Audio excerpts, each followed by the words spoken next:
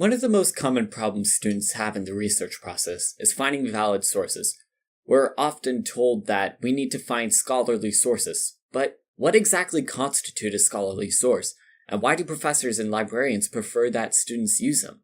Well, to begin, I have to make some distinctions on the two types of sources commonly seen in academic writing: popular sources and scholarly sources. Scholarly sources are generally created by experts in the subjects, with the primary goal of educating the audience by sharing original research or analyzing existing research. Scholarly sources are pretty easy to distinguish due to some defining characteristics. Generally, the writers are certified experts in the subjects, and the work has undergone some form of peer review before being published. These characteristics are very important factors to why students are encouraged to use scholarly sources, so keep these traits in mind while I discuss the other types of sources. Popular sources are generally any piece of work that is created for the purposes of entertainment or general information, which is often reflected in its more informal style. Though before I begin, I wanted to dispel some ideas that you are under no circumstances supposed to use popular sources in your academic writing. In many cases, popular sources are a very good way to introduce a subject to someone who is unfamiliar with these concepts.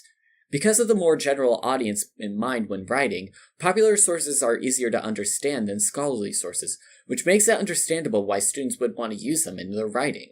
Though when it comes to looking at something for academic purpose, one of the most important factors you need to consider with a source is intent. Like I said before, popular sources are created with the intent of entertainment and general information so that they might be able to make revenue through advertisements or product sales. This leads to popular sources to strive to reach as wide an audience as possible, which is where popular sources become a little difficult in an academic space.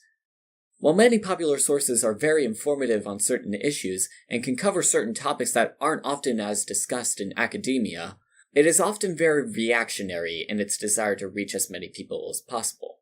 This will often mean that popular sources are created without larger editing and oversight going into the creation, which can result in popular sources potentially spreading misinformation. Think of popular sources like movies based on a true story. While they might be able to inform you about an event or a person, ultimately their goal isn't to educate you on this subject.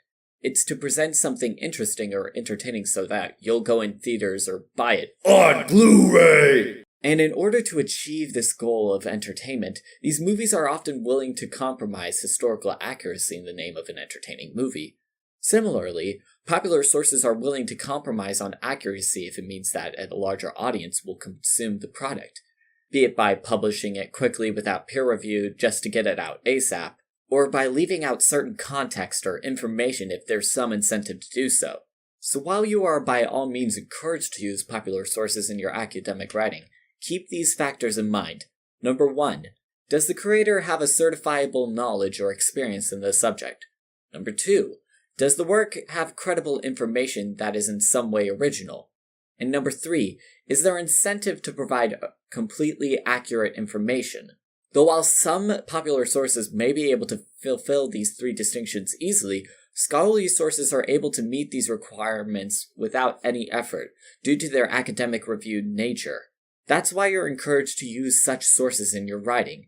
And while it is true that these sources might not be as accessible as some popular sources, the steps and procedures that go into creating scholarly sources are there to help make it so that readers are able to use that information without worrying whether or not it's credible. So while you are well within your rights to use popular sources in your writing, I hope that you now understand the desire from academics to rely less on popular sources.